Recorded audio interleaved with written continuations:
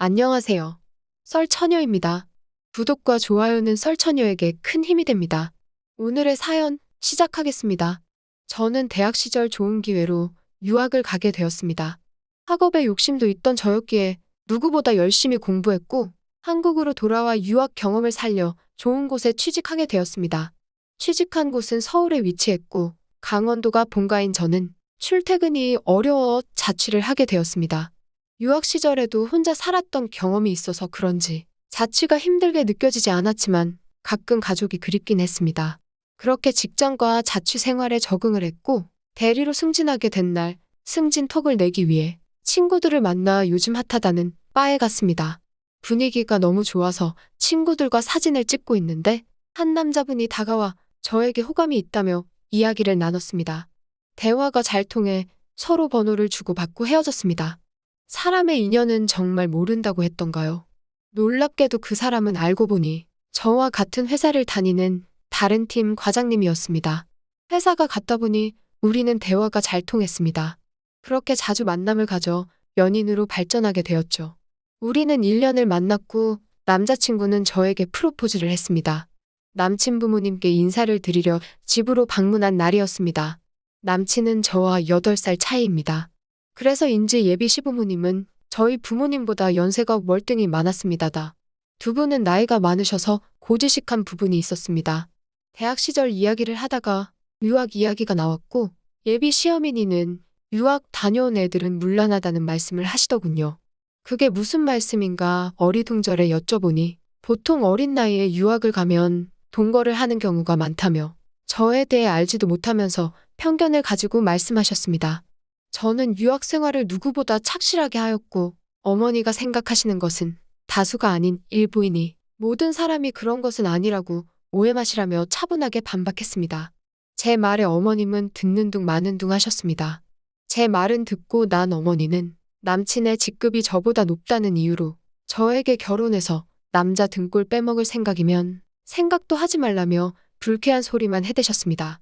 옆에 있던 남친은 저를 보며 회사에서 일 잘하는 직원으로 소문났다고 제 편을 들어주었지만 예비 시어머님은 탐탁치 않아 하시는 눈치였습니다. 저는 마음에도 없는 인사치레로 예쁘게 봐달라고 하고 집으로 돌아왔습니다. 집에서 쉬고 있는데 남친에게 전화가 와 어머니가 결혼을 반대한다는 말을 하더라고요. 남친의 말에 따르면 부모님이 옛날 사람이라 유학에 대한 안 좋은 시선이 있고 현재 자취를 한다 하니 좋게 보지 않는 것 같다면서 자기가 잘 이야기했다는 것입니다. 그러면서 걱정하지 말고 결혼 준비를 하자는 겁니다. 이건 아닌 것 같아 부모님께 당당히 허락받고 하고 싶어 준비를 미루자고 했습니다.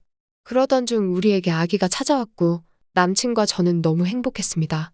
하지만 시어머님은 결혼도 하기 전에 임신했다고 남사스럽고 창피하다 하셨습니다. 이걸로 우리 아들 발목을 잡았냐며 저에게만 타박하셨죠. 저만 혼자 좋아서 한 임신도 아닌데 이런 이야기를 들으니 속상했습니다. 옆에 있는 남편은 아들 하나 낳아주면 어머님은 다 용서할 거라며 이야기해 성별도 모르는 상태에서 괜히 부담감만 커졌습니다. 그렇게 우리는 결혼은 서둘러서 치렀고 아이의 성별을 알게 된 날이었습니다. 저는 딸을 가지고 싶었지만 시어머님의 의견에 따라 아들이 좋을 것 같아 제발 아들이기라며 기도했습니다. 하지만 결과는 딸이었습니다. 시어머님에게 연락이 와 딸이라고 말씀드리니 너는 잘하는 게 뭐냐 하며 전화를 끊어버리셨고 축복받지 못했다는 생각에 뱃속 아이에게 미안했습니다. 시간이 흘러 드디어 출산을 하게 되었습니다. 아이가 생각보다 작게 태어나 예상치 못하게 인큐베이터에 들어가게 되었습니다. 병원에 오신 시어머니는 딸 낳은 것도 모자라 태어나자마자 인큐베이터에 넣냐며 돈 잡아먹는 귀신이 따로 없다고 출산한 저에게 막말을 해대셨습니다. 아기 낳은 후에는 좋은 말씀을 해주실 줄 알았는데 이런 대접을 받으니 죄인이 된 것 마냥 하염없이 눈물이 흘렀습니다. 2주 뒤 아이는 건강을 되찾아 퇴원할 수 있었습니다.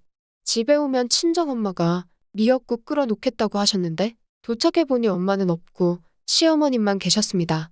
시어머니께 엄마는 어디 가셨는지 물어보니 바쁘실 것 같아 음식만 해놓고 가라고 했다는 겁니다. 엄마가 끓여놓은 미역국을 먹는데 목이 메었습니다.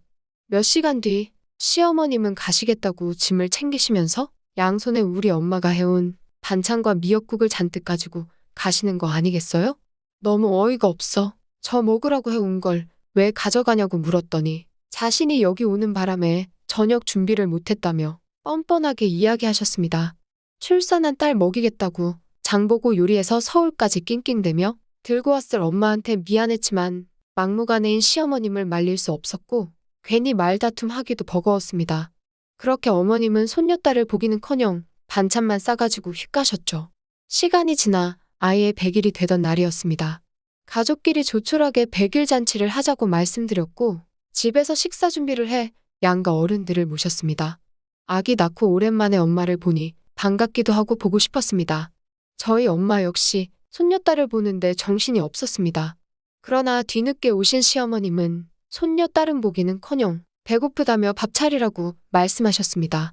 식사를 마치고 시어머님은 저에게 갑자기 아기 출산한 지 100일이나 지났는데 살 안 빼니? 관리 좀 해라. 너 그러다가 우리 아들 새장가라도 가면 나는 모른다. 하시면서 뭐가 재밌는지 혼자 웃으셨습니다. 여자로서 여러 사람 앞에서 살 빼라는 소리도 자존심 상했지만 버젓이 애기 100일밖에 안 되었는데 새장가라는 전혀 웃기지 않은 농담에 당황해 어찌할 바 몰랐습니다. 옆에 계신 엄마는 농담이라고 그런 말씀하시는 건 아니죠. 하고 맞받아 쳐주셨습니다. 엄마의 말에 멋쩍었는지 시어머님은 서둘러 집에 가셨고 엄마는 저에게 가만히 당하고만 살지 말고 할 말은 하고 살아야 무시 안 당한다고 말씀하셨습니다. 저를 꼭 끌어안아 주시며 무슨 일 있으면 엄마한테 연락하라고 하셨습니다. 가족이 모두 간 후 시어머니가 막말로 저에게 상처 주는 말에 눈물이 났습니다.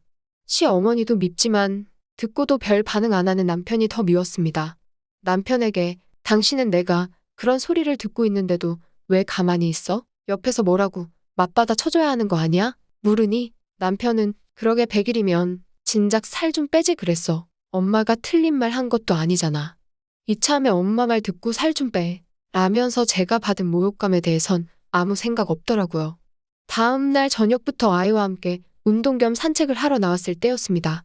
남편이 웬 여자와 손을 잡고 있는 걸 보게 되었습니다. 왜 나한테 이런 일이 생기나 싶었고 손이 너무 떨렸지만 정신을 차려야겠다는 생각에 핸드폰으로 사진을 찍었습니다. 집에 온 남편의 핸드폰을 몰래 확인해 보았습니다. 핸드폰 속의 메시지들과 사진들은 누가 봐도 바람을 피는 게 맞았습니다. 속상한 마음도 컸지만 어떻게 나와 100일밖에 되지 않은 딸에게 이럴 수 있나 배신감이 컸습니다. 저는 남편에게 바람 피우는 사진을 보여주며 따졌습니다. 그러나 남편은 순순히 바람을 인정했고 저에게 헤어지자고 하더라고요. 예상과는 다른 남편의 반응에 저는 너무 충격받아 아무 말도 못하고 그 자리에 가만히 있었습니다. 이혼 통보만 남겨두고 남편은 밖으로 나가버렸습니다. 잠시 후 연락도 없이 시어머님이 집으로 방문하셨습니다. 저는 시어머니를 붙잡고 울면서 오늘 상황을 이야기했습니다. 그러나 더 충격적인 건 이미 시어머님은 남편의 바람 사실을 알고 있었습니다. 바람난 여자의 집안이 좋고 최근 바꾼 남편 차도 그 여자가 사준 거라고 말하셨습니다. 어머님은 그 여자가 우리 집안이랑 잘 어울린다. 그러니까 더 이상 질척이지 말고 우리 아들이랑 이만 헤어져라. 괜히 애 있다는 핑계로 구질구질하게 매달릴 생각하지 말고 라는 말도 안 되는 소리를 해댔습니다. 같은 여자로서 어떻게 그렇게 말씀하시는지 이해가 안 돼요? 애는 어쩌고요? 물었습니다. 어머님은 저를 보시며 애는 네가 낳았으니까 네가 데려가야지.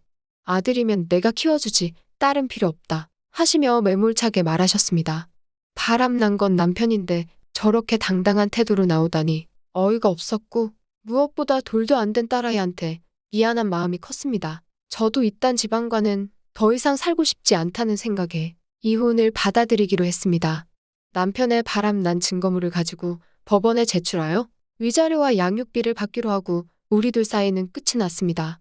그렇게 이혼 후 3년의 시간이 지났습니다. 친구의 소개로 저처럼 이혼의 아픔이 있고 아들 하나가 있는 남자를 만났습니다. 저희 둘은 아픔을 서로 돌봐주면서 새 삶을 함께 시작하게 되었습니다. 알고 보니 지금의 남편은 알부자로 건물이 몇 채가 있는 재력가였습니다. 경제적으로 여유로워 우리는 아이들을 잘 키우며 살아가고 있습니다.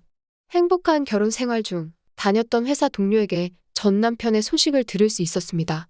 저와 이혼을 하자마자 전 남편이 바람난 여자와 동거를 바로 시작했다는 것입니다. 그러나 여자는 알고 보니 사기꾼이었고 전 남편이 모아둔 돈을 모조리 가지고 도망갔다는 거죠.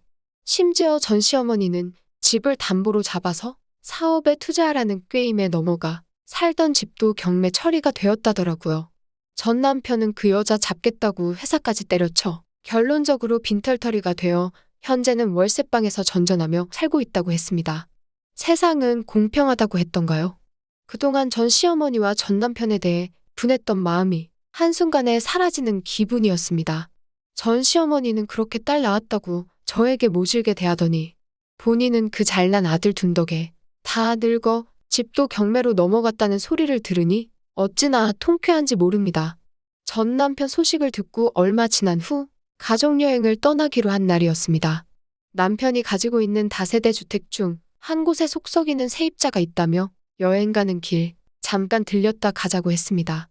저는 아이들과 차에서 남편을 기다렸습니다. 차 밖에서 남편과 대화를 나누고 있는 사람은 바로 전 남편과 전 시어머니 아니겠어요? 몇 분 동안 실랑이를 벌이다가 남편은 차로 돌아왔습니다.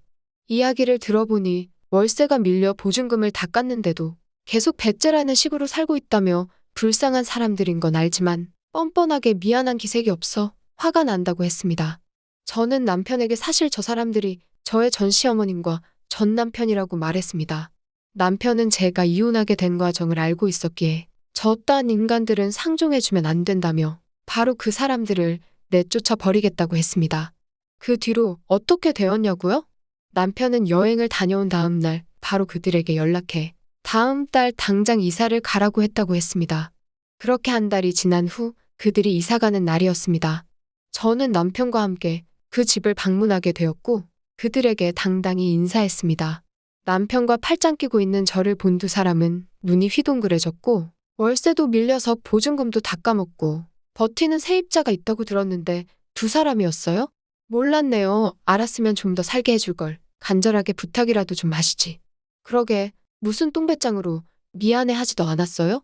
두 사람 꼴 좋네요. 이래서 사람은 죄짓고 못 사나 봐요. 하며 저는 할 말만 하고 웃으면서 그 자리를 남편과 떠났습니다. 저는 차로 돌아와 엉엉 소리내며 울었습니다.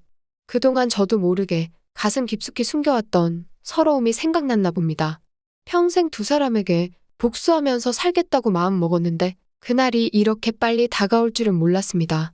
남편 덕분에 이런 통쾌한 복수를 할 수 있었던 것 같아 고마움은 말로 표현할 수 없었습니다.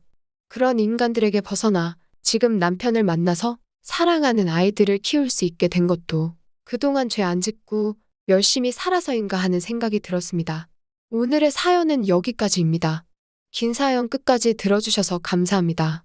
구독과 좋아요는 썰처녀에게 큰 힘이 됩니다.